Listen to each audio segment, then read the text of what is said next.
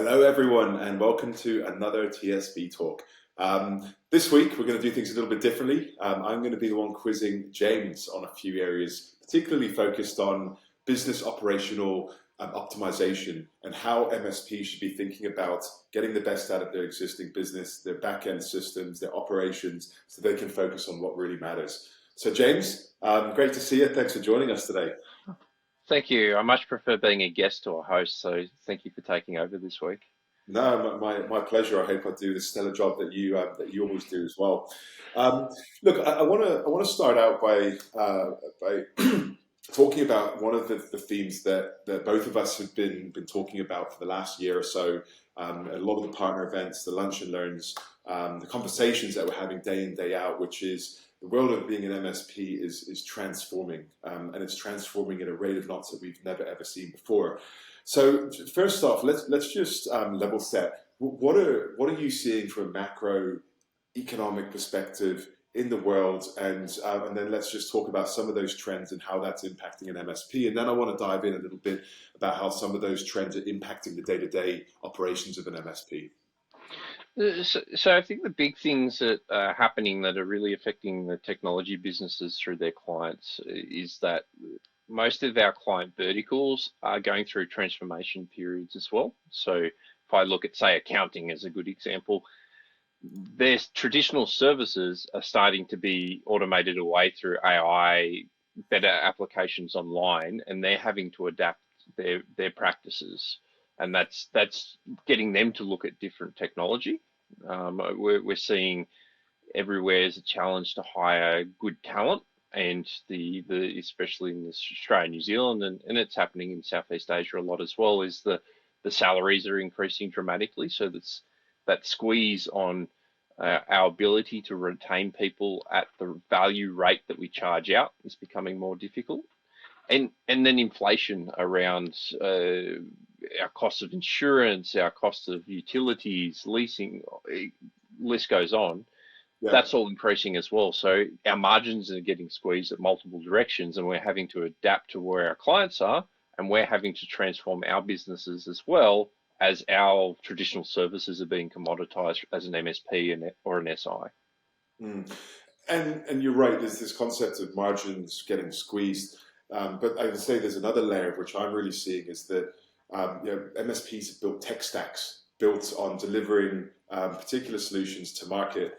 And what's happening is, Microsoft has done an incredible job at building out an incredible modern workplace solution and an amazing, completely integrated stack. And what's happening is they're actually, eating the lunch of a lot of these other vendors. They're actually putting, erasing the requirement to have necessarily all of the security stack that partners have previously made margin and great margin on as well. So there's that's the number of solutions that a partner can go out and successfully sell. Their value proposition is diminishing as Microsoft take a bigger footstep into the market as well, which really means that the requirements of the MSP is changing as well. They don't need to maybe monitor and manage the type of solutions that they once did. New solutions are coming in at a rate of knots, and the other impact is that with the ease of the likes of Microsoft 365 today, it doesn't have the same support requirements that it once did.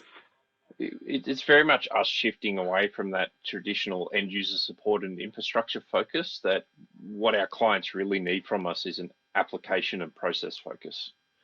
And that's where we're going to see a lot of friction over the next couple of years as we're having to change our business model and change our skills, because very few people in our organization have those skills and Mm, that sort of natural affinity to go and do that stuff. So mm, we're definitely going to have to look at that change, and then this is where it becomes really important to get our foundations right in our current business model, so that we're profitable, we're sustainable, so that as we need to direct our attention away to new business units, new offerings, etc., our core business doesn't fall away while we're trying to do that.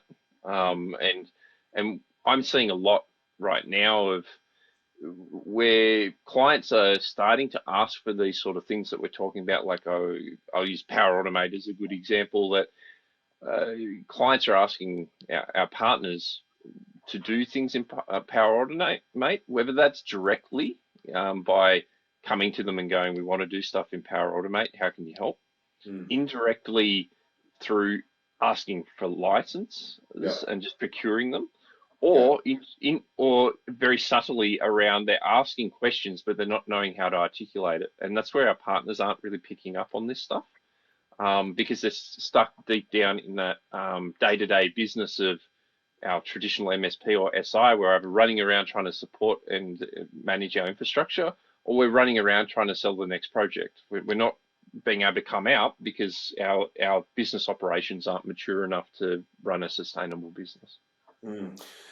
And it talks exactly to what you just said, is the requirements. It's a, I would say that previously it's been a bit of a push for the channel to go up market and try to talk about business process optimization and applications, etc. But I'm really seeing that it's becoming a pull, and the end user is more tech savvy. They've got more awareness, and they're going, holy moly, my business is changing at a rate of knots. I need to remain competitive in my market, whether I'm an accountant or a finance or a medical organization. And I recognize that my house is a mess in terms of the amount of systems that I've got set up and that I'm managing. So it very much is, the conversation is, how can I optimize my organization's business processes? Have I got the right applications that allow my workforce to work as effectively as possible? So completely agree there. And it's a bit, I liken this to the cloud revolution a while ago. You look at the adoption of Office 365 when it came out, and that trend, it came out 2011, 2012. The industry didn't really adopt it to 2016 when that was sort of forced on it. And it's the same, we're going through that same sort of cycle.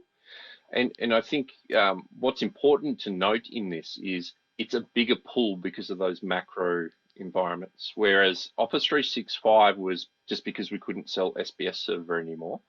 Now it's driven by those macro things that we're talking about.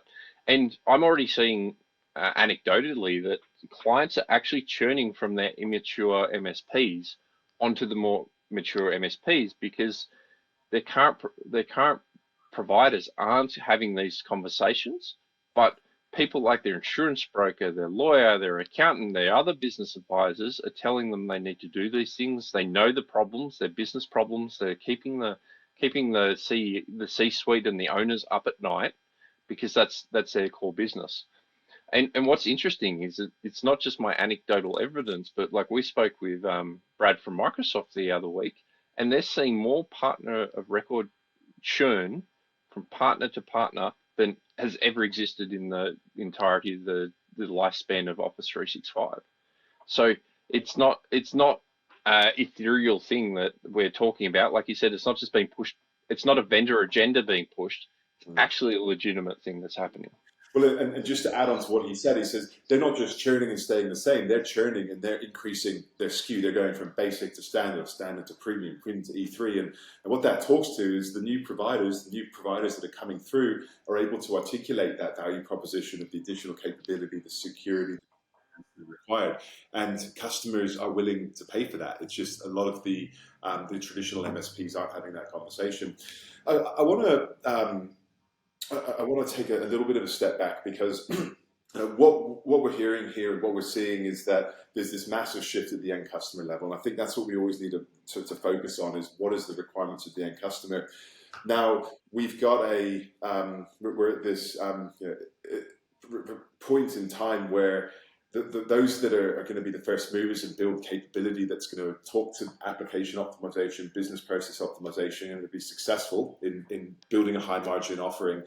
But when we come back to the traditional business and the economics of how MSPs drive profit, it's the simple equation is profit equals revenue minus your costs.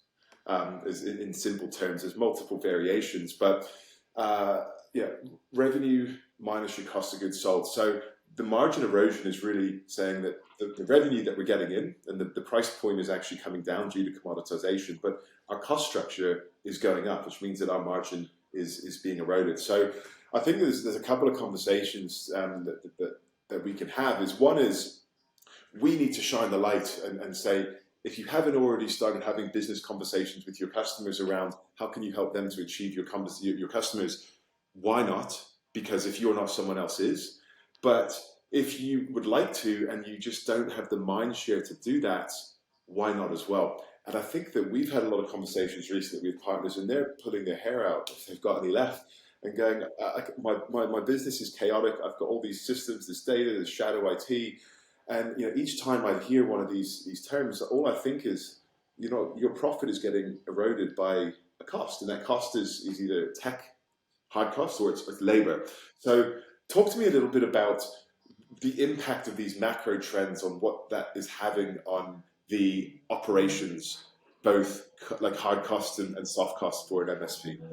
Well, if I go in a very practical way and talk about a bit of history, if most of us as an MSP actually true MSPs, and when I say that, it's really that the true MSP model is based on proactivity, managing ROI, and leveraging automation to make the technology better and have more profitable agreements. Most of us aren't at that maturity level. The majority of us are still on the maturity level that we fix price our support and management. There's no proactiveness. There's no problem management. There's no automation. We're just very stuck on that. We need to throw bodies at it, and we need to just answer the phone quickly because we just need to resolve the tickets coming through. And what makes that difficult for people to change is all of a sudden over the last 3 years, our wages have gone up huge amounts. Like we're at like $80,000-$90,000 on average for level one tech in Sydney, as an example. Where maybe even 5 years ago, that same resource that doesn't know a whole lot would be on 40K. And because we've sold our practices the way that we have in the past around, well, we'll just fix price it and we'll just take care of everything for you. That's been our mentality for the past decade. So when we created these packages in the past, most people looked at how much labor are we spending per month on average for our clients. I will chuck 20-30% on it. And most of those legacy arrangements are still with most MSPs that I come across. And what's happened is that conventional wisdom, because a lot of us aren't really sales orientated, have been, well, bundle everything, and let's chuck all our anti-spam, our antivirus in the past. We'll just bundle that in our labor costs. So we haven't used the right pricing methodology to create that initial package, and it's coming back to bite us because as we're struggling to create more value and sell that value to our clients because we never really understood what we were doing in the first place. As we're requiring and cybersecurity stepped up, we're having to throw more tools into our packages, which automatically drags down the costs, the profit. It's driving up the costs, let alone all the price rises from those tools. And for many people, this is why they're on legacy solutions. Like email security is a really good example of this. A lot of people are still on really old school spam that aren't good enough for modern email security. And they're trapped because they might be paying $1 a license, and then all of a sudden the modern solutions maybe $3-4. It's not a lot, but if you're already haven't priced it right and it's eating into your margin, Yeah. you get stuck in this cycle. So for me, what's really important at the moment is really understanding what your revenue is, what are your costs, and being able to highlight that as a work on area. And I'll throw out a best practice here. When we're talking overall business, we should be generating 50% gross profit minimum in a technology business. And that means basically if I'm generating $1 million of revenue, I've got my product COGS, my cloud subscription COGS, my hard costs to deliver the solutions, and then my technical labor and administrative costs. That should be 50%. So if you're not there, you need to be able to see why and have that level of granularity. Mm. And on that note as well, and I want to get into talking about some of the tools that can help partners to begin to streamline their operations and begin to free up their time to focus their mind on growing the business. But one of the challenges most partners I speak to have is they don't truly know how profitable their customers are. They think that on the surface, oh, this is a great contract. It's $10,000 a month, and my my hard costs or my COGS are, it's operating at 50%. But by the time you take into account all of the labor, the time, the administration, they may think it's 50% and they're operating at 30% net profit, but their margin's been completely eroded, but they don't know that because they don't have visibility. So the conversation around having really good quality agreements or contracts in your PSA system, I think, is critical. And then potentially even layering on additional tools that can just provide dashboards and alerts that, as soon as a partner or a customer falls below a particular threshold, you get notified. But just having that data and having that as one of the anchors that you as a business owner lean on, I think is really important as well. It really is, and I think there's a few components to this. You need your PSA and your chart of accounts set up well, and there's best practice structures to do that, and that can take some time. But then, like what you mentioned with tools, before I dive into sort of the tools, if you really want to do this, it's very easy to do it in spreadsheets. But if we're super busy running around from one thing to the other, and you're not quite comfortable in financial acumen, it's a very big and scary thing to do that. And that's often where the tools come into play. So if I use like MSP CFO as an example, they're a bit of a leader in this stuff. They've got all these pre-canned reports already built out. You just need to make sure your PSA data is set up correctly, and it'll spit out all this different information around your agreement profitability, your technical staff's productivity and utilization rates. It's got a whole lot of different ratios to help you make decisions and pull levers. And many people see a tool as a silver bullet, and the reason why I sort of took that journey is you need good data in your PSA, and often even just engaging in something like MSP CFO, it can show you how much quality your data has, and then give you opportunity to work on it. So you don't need to have it perfect before you dive in, and having all the pre-canned reports allows you not to have to try and reinvent the wheel and come up with all these different kinds of metrics, because this is a well-trodden path. That's MSP industry's been around for at least 20 odd years. Like there's numbers and there's best practices to follow on this. So, but you don't just treat it as chuck the tool in and also solve all your problems. But you need to learn, and you need to actually execute off the back of it as well. So if you open it up and go, oh, my agreement profitability isn't as good as I think it is, that's a great shining light. But then if you don't do anything about it, all you've done is, no, you're not doing the right thing. Yeah.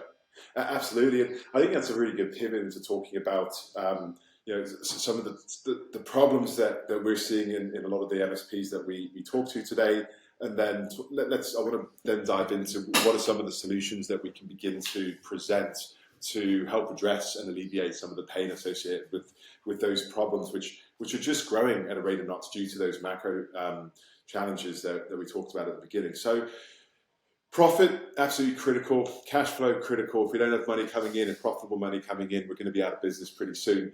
So let's just say that we've implemented a solution. So we can talk a little bit about MSP CFO. We've identified that our gross profits okay, but our net profit, below the line costs, are actually higher. The costs are higher than we thought.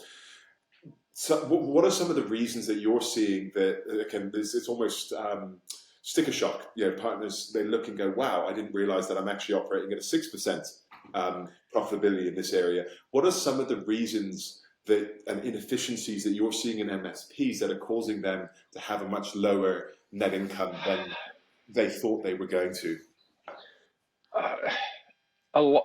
There's multiple ones. The first one I come to is automation around billing, and go back to the legacy stuff around how we bundled everything. We tried to hide everything. So in hiding everything from the client, we used to just chuck one item on the agreement, and that was it.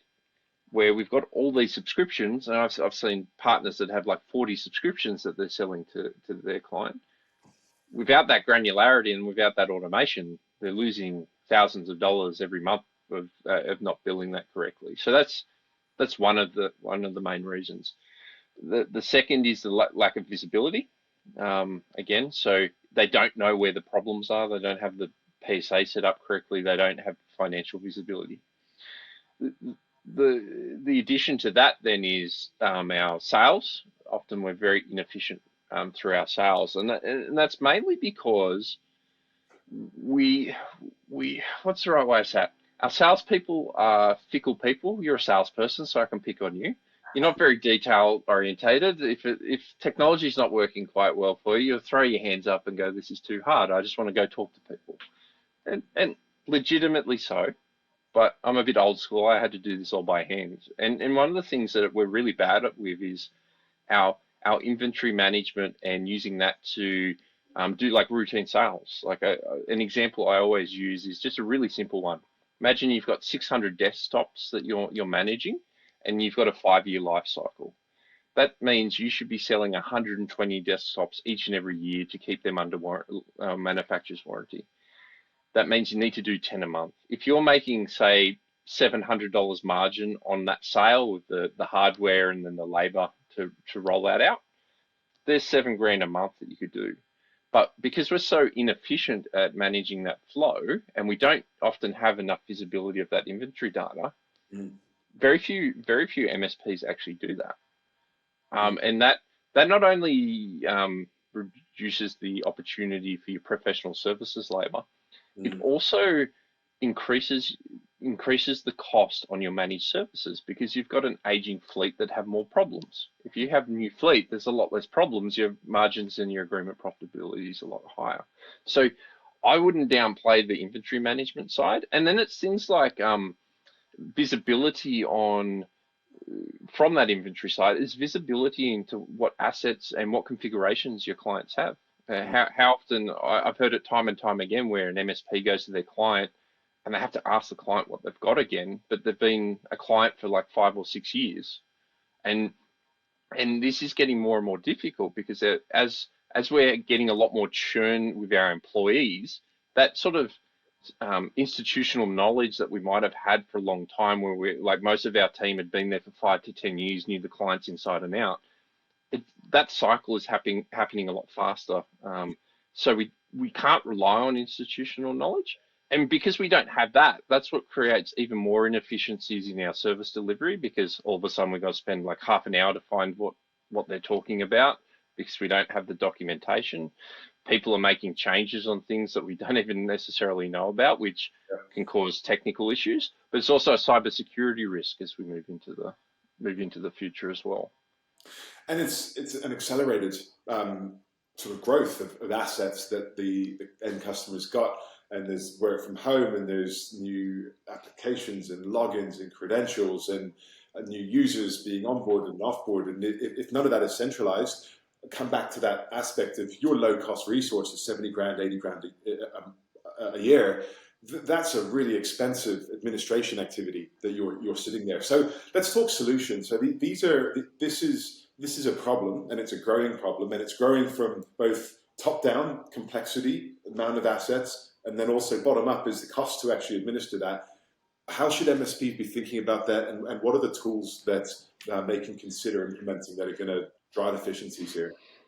So I use the term inventory management. We also use the term asset management, and I just want to start there because it all starts there, and it's not just me that says that. Like I use from a cybersecurity perspective, the first two controls of the CIS framework are all about understanding the inventory of what you've got for multiple reasons, mainly in cybersecurity, so you know what risk you're mitigating against, and then when something does happen, how do you recover against it?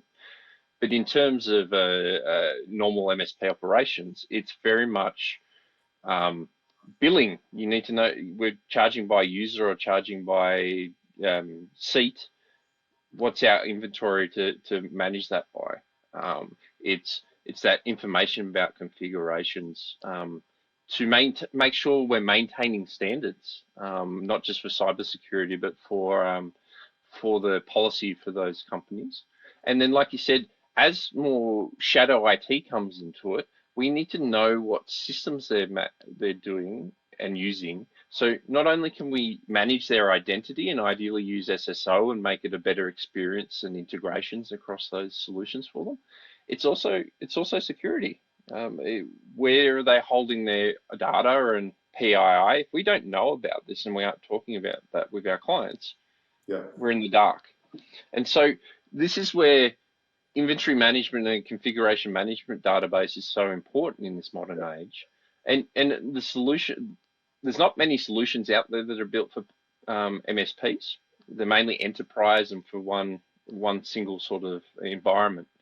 So this is where like LionGuard comes into it. And the advantage of this is it's built for MSPs.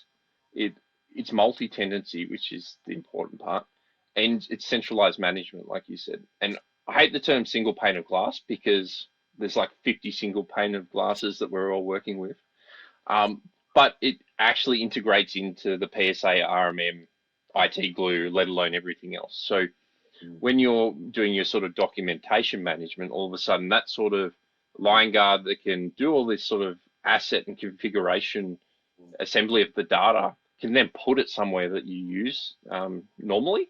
And that's where the efficiencies can start because all of a sudden you've got your list of assets, Mm. you know what the configurations are, there it's in your central spot, Mm. and I'll use Hoodoo or IT Glue as an example of that. Well, our techs are already using that to look at passwords and everything else. Now all of a sudden they've got more information in front of them, that then they can start utilizing a lot less time. And then what's important from this is then the change detection, Mm. because cybersecurity, the risks on insurance, we need an audible way to show that we made a firewall configuration change as an example. Well, this sort of solution will then actually alert us. I've sat through it as managing a service department where one of my cowboy techs on a Friday afternoon made a change in a firewall. The clients come back on Monday ringing up and nothing's working, and the poor tech on the phone didn't know the change had happened. Where if we had this sort of alert, well, we would have known already and would have been able to start our investigations a lot faster, and going back to that administration time for resources, that's our highest cost. So where does LineGuard, does LineGuard kind of plug in and solve a lot of those challenges you just talked about? Yeah, it does, because what it does is it's got network detectors and desktop agents, and it gathers a whole lot of all the data from the configuration. So if you use a firewall as an example, you'll start getting details around like the firmware, what ports are open, blah, blah, blah, blah, blah. I won't go into all the technical details. And it then has an alerting engine to go, well, this port just got opened, Yeah. or in 365, Mm. this global admin just got created. Mm. Mm. And so you can start getting a lot more visibility of what's going on in the environments. Yeah. And this is very foreign to us because it's never been cost effective for an MSP to do that. It's always been an enterprise thing to have this level of alerting and data at our fingertips. So it's a bit of a mindset shift. Any idea on how much time is spent on all of those sort of activities for your average tech or average MSP? So I've got two answers for this. If you don't do it, you're not spending any time on it. And that's where most of us are at. And to me, it's a danger with the risks associated, and especially as we're selling a lot more cybersecurity packages and we're taking on the cyber risk. Well, Mm. we need to know this stuff. Yeah. So if we're not doing it, it's a cost, and we need to price it and monetize it in the right way. The ones that have been doing this manually very well, depending on your size and scale, this could be like hundreds of hours a month, legitimately. Like if you're doing configuration management properly and you're after each sale you're creating a new configuration, that adds up quickly. If you're doing all this change control detection and things like that and quality assurance, it's exponential depending on your volume and scale. But your average MSP, if you're doing this kind of stuff right, Yeah. I'd expect it's probably 20, 30 hours a month with this kind of activity. Yeah. If you don't have a solution to solve for it. Yep. Yeah. And I'm guessing as you're talking that particularly with the insurance requirements that are coming in, there's going to be tick boxes that a lot of this stuff should be done in order for you to actually get your insurance in the first place. So, your catch 22, right? Yeah. And then the other piece, I come back to my basic economics of profit equals revenue minus your cogs. If you need to scale and need to grow, and you're spending your low level resources on this, which are still costing you 80 grand a year to hire, then one, that's expensive. But two, if you need to go hire another one as you're looking to scale and you're a small MSP, that additional $80,000 a year is going to hit your cash flow. It's going to put you in a really difficult position. So finding a tool such as Line Guide is actually going to, one, give you more scalability. One, two, is going to help you align with your compliance and your insurance requirements, and three, is going to allow you to deliver more profitable services as well. And that's the important part that a lot of our partners are running into is that with margin squeeze, and it's really hard to get good staff as well. Let's not downplay that. So that recruitment is something that most people are trying to avoid. Yeah, And and this is where when I start looking and go back to a bit of what I said before around we're not very proactive. We're still focused on just dealing with tickets as fast as possible.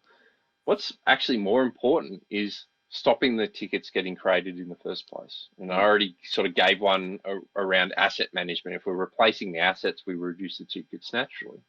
But there's things there that around automation that we could be doing, and to reduce the need for staff, and elevate them. So if we've got an 80 grand resource like we're talking about, if they're only doing low level, basically administration work, it's not super technical, it's just more technical than the average admin task. Uh, that's not very valuable. And this is where, compared to in the past where we were sold the dream by certain RMMs that we could manage like 500 to 1,000 endpoints per tech, we all know how false that was. There's actually technology that's coming out that's helping with that. And before I talk a bit more about that, well, let's just highlight some of the issues that we can solve even without paying anything. Um, One example is password resets. How many of us are spending so much time just entering a phone and resetting a password for M365?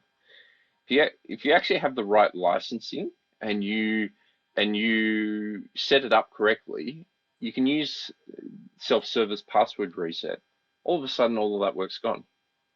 mm, You'll get the occasional that still need help, but that's just reduced your cost for a small implementation. mm, And all of a sudden, the client has a better experience. mm, So that's win-win. mm, There's things like we all still suffer from Outlook problems, but people still haven't got onto driving people to use the portal online or even using something like a PWA. Um, that can reduce our work. But then we start getting to things that we can't just necessarily do for free, and whether that's actually buying a tool to do it or investing the amount of time to script up the things properly. And that's things like new user creation and user removals. In the past, we needed to hold the keys of the castle. It was all difficult because we all did it on servers. Now it's all in M365. It's fairly standard and it's fairly structured, but we still don't do it very well because we haven't looked at it in a process driven way, and then we're not utilizing something to automate it, let alone take it to the next step and then enable someone to self-service it. And this is where that opportunity for automation and optimization really starts kicking off, because if you can do that, and let's say you buy a tool, and we'll talk about that in a minute. If you buy a tool, I see a lot of people fail at this because they don't know what they're trying to achieve in the first place. mm, That you either need to be using it as a way to reduce the work and elevate your staff to do higher levels of billing. You either need to do it and then consolidate your staff down, or you need to use it to grow and add more clients and mitigate that cost of being able to scale up. mm, And if you don't do that and you buy a tool, all you're doing is automating some stuff faster under a fixed price agreement, and then you've still got all the costs. In fact, you've added to more costs. So if you've already got poor margins, you've just squeezed it even more. So I just wanted to highlight that before we talk a bit more about it. Mm. No, that's a good point, and it dovetails quite nicely into, I guess, the concept of automation. And just to preface this conversation, one of the things that we talked about, and you've been talking about on stage quite a bit, is 70% of tickets that come to a service desk at an MSP are level one tickets today. And again, I just go back to that expensive resource sitting there doing password resets, or some really basic requests, and it's driving profitability out of your business, because it's at one point it's not worth spending all that money to have someone do really simple tasks. And this is where we're also seeing this introductory of new technologies that are coming into the MSP space around AI, automation, and putting MSPs in a position that they can begin to automate a lot of those activities. Some of these exist at the end user level, but the risk to an MSP is that if they price themselves out of the market, their customers are going to go elsewhere for a much cheaper price solution for just doing some basic products. So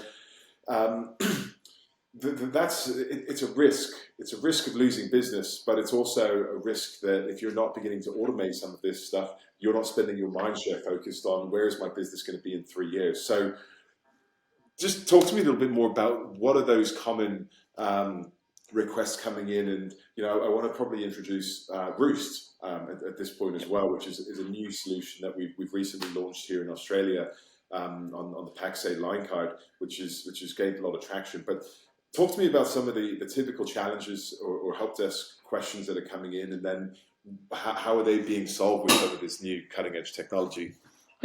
Yep. So we've touched on password resets. We've touched on some user management, which we'll dive into with Roost. There's things and Outlook. There's things like printer management that we haven't gotten rid of, and there's still very simple desktop issues around. I shouldn't say issues. Service requests about getting access to certain applications. So when we Probably, sorry. adding a new user, getting Yep. a new user's Microsoft credentials, password set up, all of that sort of stuff is probably a common request.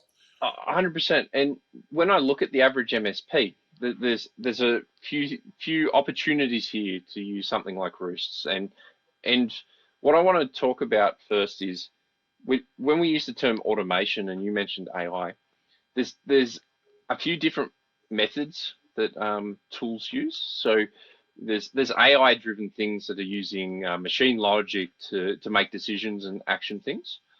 And then there's robotic process automation, and Roost is robotic process automation. So it's not AI, it's not making decisions for you. It's an engine and a platform for you to design processes for the machine to automate. It's the same as Power Automate, but Roost is built for the MSP. So I'm going to use the example of a new user creation. There's two opportunities here with robotic process automation, RPA. Firstly, is the time it takes for people to do it, and because when we're creating new users now, they've got so much complexity around what applications they're using, what security groups they need to be in, what things they need to get access to. It takes a long time. I see on the average MSP, a new user probably takes about an hour worth at least of backwards and forwards with the client to get all this done. And then on the back of that, how many of you have seen when your team does this, the client ringing back because they didn't get what they expected, it wasn't set up the same way as the previous user, and that inconsistencies start creeping in, so we create more and more rework.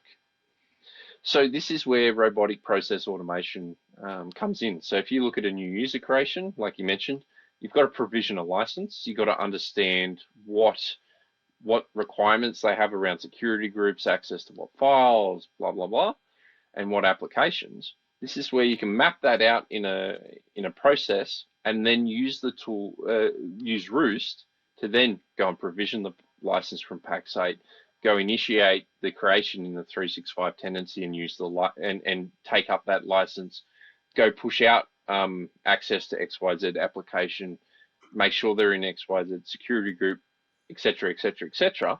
Then all of a sudden, there's no work to do.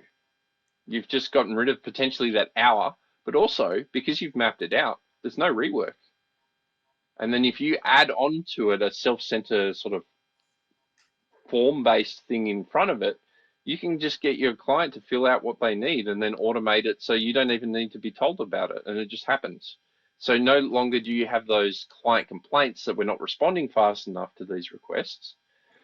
All of a sudden, they're empowered to do their own thing. And that cost saving, when it's run out properly, you just run your ticket numbers, huge. And then you start adding in that removal.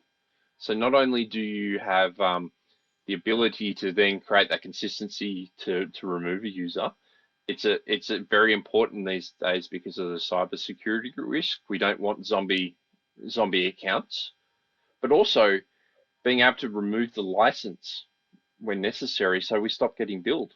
So we don't have to rely on the techs or anyone to go in and manually admin that sort of provisioning and reverse engineer everything. So just in that one thing, if you think about your clients and that churn of employees, going back to the macro level, how many new users and removals are you doing each and every day? Even the small guys, that's predominantly their help desk at the moment. Yeah, it's fascinating. And yeah, I'm always thinking about, what's next? What's the next big thing coming in RPA and AI? I think they're incredible tools for us to be looking at optimizing our own internal processes. But these are great solutions and concepts to become familiar with, to talk to clients about as well. And all of a sudden, if that's of interest to you, you can carve out that USP and go and deliver that as consultancy or professional services for your client as well. But you're absolutely right. Like, whether we like it or not, these technologies coming in, and they're coming in so quickly, are going to transform the way in which businesses are run. So yeah, I think it's definitely worth, like, any typical MSP looking at how they can automate, how they can streamline, how they can centralize. And again, it's one way I look at it is, it's looking back, how can I reduce manual labor, manual intervention, automate, drive profitability today up, but also, one is it's more profitable per solution, per customer, but on the other hand, it's that time that you get back. And I think that it's wise for customers to consider having some sort of allocation of time on a monthly basis to focus on R&D and to focus on, where do we want our business to be in 2 years, 3 years, 5 years. And you can't do that if you're chasing your tail. So it's a double-edged sword, and it's a double win if you are able to implement these sort of solutions and get true visibility into your organization. And I'd add on top of this, it is a triple win, because if you go through this process, leveraging tools to uncover data, create more visibility to make data-driven decisions, you start stepping up the chain to your governing, not reacting, and then you're automating things to reduce your time. As you go through that process and that learning journey for your own business, and you are talking to your clients, you can talk with authority of how this works, and you will learn the process of change management. You'll learn the process of mapping out processes, all of that kind of stuff. And then you can monetize to deliver the solutions for your clients. So it's a very valuable thing, but like you said, you need to dedicate the right time to work on the business, not reactively in it. Plan it, schedule it, be calculated. Yeah, absolutely. So that was awesome. I think we've agreed that there's some macro trends that are massively impacting the globe. They're massively impacting the way in which MSPs operate. And that in turn is absolutely meaning that MSPs are going to have to do things differently. And they're going to have to start doing things differently really quickly if they want to remain competitive within their businesses. So we talked about three main problems around lack of visibility and insights into profitability. We talked about configuration and password management challenges of having access to all of the assets on a particular client site. And we talked about automation and the requirement for staying up with the Joneses with regards to service delivery and cost effectiveness, and introducing automation and RPA where it makes sense in your business. And for those that are interested, go and have a look at companies like, yeah, I would say MSP CFO is a great layer on solution if you've got Autotasking ConnectWise. Is that right? You have to have one of those Yep. PSAs. Yep. So, Yep. so that's where they're sitting today. Have a look on their website, have a look in the Paxade portal, have the chat with you Cam about that. Then we've got LionGuard, which just sounds like an absolute no-brainer for any organization to be looking at that. And I think I don't know the pricing, but from what I know, it's pretty cost effective, particularly when you compare what a low-level resource costs in Australia today. And then Roost, that's one which we just brought to market recently, and have had a chat with some of the channel managers already, and they said that's definitely getting traction. So we got products, but I also just want to circle back to what you mentioned earlier. It's not just about buying a product or a solution. It's about ensuring that the business operations have been implemented effectively. And I want to give a shout out to you and your team of coaches, because that's the sort of activity that they're doing, is they're working with partners to put a magnifying glass on different areas of your business, identify inefficiencies, and work on strategic plans to help them take their business to the next level as well. So if there's any partners that are interested in talking tech, have a chat with us. If there's any partners that are interested in talking with one of our coaches that are just absolutely passionate about helping partners grow their business and do that effectively, then encourage you to have a chat with James, and I'm sure he'll give you as much time as he's got available to chat about what we can do. But any final thoughts or comments before we close out, James? I think I'd leave with this: is there is a lot to do, and we covered just a bit in our time talking, and there's a lot of disruption going on. You only need to do one thing at a time, though. Don't try and bite everything off.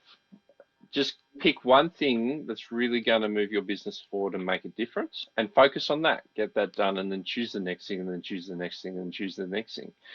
Don't get caught up in the tools and what's going on in the industry. You need to know it, but you need to stay focused on your business and what you need to achieve. So a really simple thing that we're talking a lot about now: if you haven't risen your prices in like 5 years, maybe it's time to do it. Even without buying anything, without doing anything differently, just raise your prices and you're going to be in a better position. That's one simple step you can do. And then focus on whatever else is important, but understand your core challenges, your core objectives, and then select the one that's the right thing. Don't react to all the small things that are happening day to day, because you'll just chase symptoms, not actually solve the real problems. But take action. Take action, and take action sooner rather than later, and just take that one small thing and do it, and you'll be in a better position. I get concerned and worried at the speed at which we're moving. If partners aren't moving and moving quickly and looking at optimization and building a new USP, then they're going to get left behind, and I definitely don't want that. So awesome. That was a fantastic session, James. Appreciate your time as always, and hope everyone enjoyed the content, and look forward to chatting with you soon. Thanks for having me, Bergs. Cheers. Take care.